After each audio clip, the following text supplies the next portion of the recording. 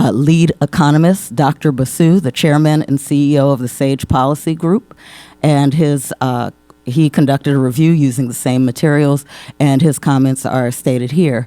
In short, what has been suggested are very bad ideas. Why? Because effectively they borrow from the future.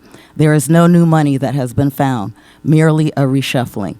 Funding from the blueprint is threatened by ongoing economic malaise, surging Medicaid expenditures, and pushback from stakeholders in categories that have already been substantially cut, including higher education. In short, this is a time for BCPS to budget with extreme caution. This is not a time to toy with the fund balance or make rosy presumptions about future federal or state funding. Next slide, please. As I indicated previously, we received a budget reports request. There is no internal diversion of salary savings. That is not a practice in BCPS. Instructional salaries are an MSDE category, and therefore they require approval to request to transfer funds from instructional salaries to any other category by both the Board of Education and the county government through the annual BAT process. The report that was requested was provided to the Board of Education from the period of November 21 to April 24. This is the first request, and as I stated, moving forward, this report will indeed be provided to the full Board of Education on a quarterly basis. At this point, I turn it over to Mr. Tantliff to go through the remaining slides. Thank you. Here's just a snapshot of the report. Obviously not going to go through it here, but we can walk through it at a future board meeting. The first point brought up was about federal revenue reconciliation, and should we add $10 million more to the budget for Title I and IDEA because of the Consolidated Appropriation Act of 2026. Title I and IDA pass-through are both planned fairly conservatively. That plan gets put together in the fall when the rest of the proposed budget is put together. Adding to Title I now, just in case anyone's wondering, would absolutely not affect classroom ratios because of supplanting rules. Title I is above and beyond everything we do in the regular classroom. Now, when we find out the final Title I and IDA budgets later in the cycle, and it's important to note, even if the overall appropriation for the country is flat, that the state may be higher or lower, and within the state, any of the counties could be higher or lower than the prior year. So for instance, this year, even though appropriations were flat, BCPS received $2 million less than we did in the prior year. And we've also dropped about $3.7 million over the last couple of years. The most important point, though, is once we get our final appropriation, we will budget to that level. If it's lower than what we've budgeted, we would reduce it. If it's higher than what we've budgeted, we will increase that budget. So with grants, we're able to budget to exactly what our final award comes in at. And of course, it's impossible for any grant to know what that award is when we put the budget together because they all come out much later in the cycle, normally after the budget is adopted. Typically May-ish time frame, could be a little earlier, could be a little later. So that's really kind of the key takeaways here are the budget is sound the way it is, and we will make any adjustments to match whatever the final award comes in at, which is what we do every single year with every single grant. Thank you.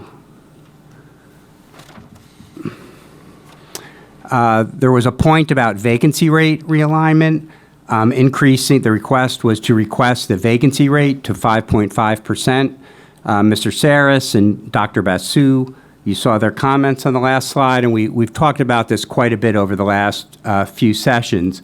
But increasing our salary savings or salary turnover by $28 million is exactly the same as increasing our fund balance usage by $28 million.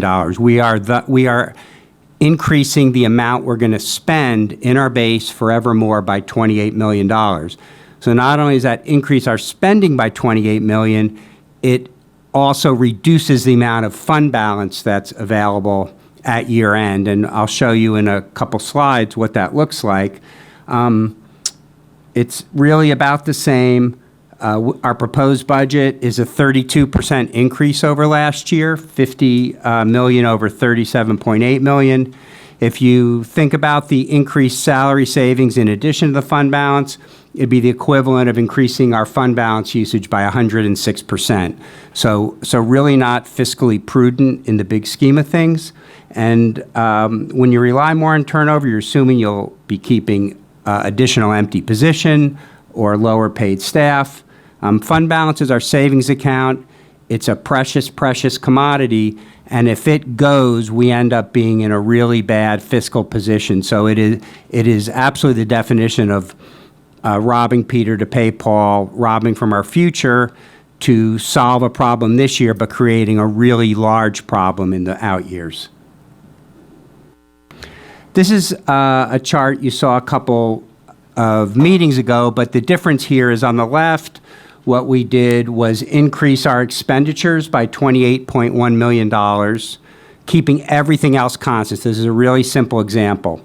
The sustainable example, we'll do a blow up of these two charts in the upcoming slides, but on the right you can see the same sustainable chart that we've shown you recently, where we intend to get to a $30 million glide path in the next several years.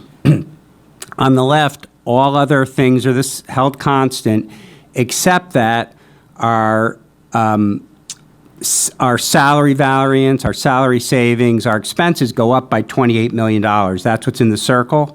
Now, of course, we can't end up the year with a negative fund balance, but this is just a simple example so you can see what happens. So in FY27, on the right side, we have 74.4 million at year end. On the left side, it's 46. But then you can see it really snaps down rapidly, and we're just about at zero fund balance by the end of FY 2028, and it goes deeply negative to 123 million by the end of FY 2032. Again, a very simple example. There's a million different things that can happen. It's just trying to show you what might occur. We can't end up with literally a negative fund balance. We'd have to resolve it, but it's just trying to give you a feel for what would happen in the natural course of things. This is just a blow up of the example we just showed. Impact of increasing turnover is the same as using more fund balance. It's going to cause a revenue gap in the near future. It's really not that far away. In this simple example, we've exhausted fund balance by the end of year 2028. That means to get into 2029, just to keep our fund balance flat to spend what we had the prior year, we're going to have a huge cliff to climb. And it's going to be very difficult. So the only way to solve it is to find a bunch of more revenue or to do a bunch of more reductions than we may already have to do, depending on what happens in the whole financial situation. So, yeah, I think I covered all that. And again, you can't actually have a negative fund balance. I'm just trying to show a simple example there. This is sustainable. You've seen this before. And really, our priority is to be conservative, sustainable, but push as much money into the school system as we can and not put ourselves in jeopardy in any future year. Our fund balance gives us flexibility. We don't know what's going to happen. Something unanticipated could happen with revenue, so we need to keep some money in the bank.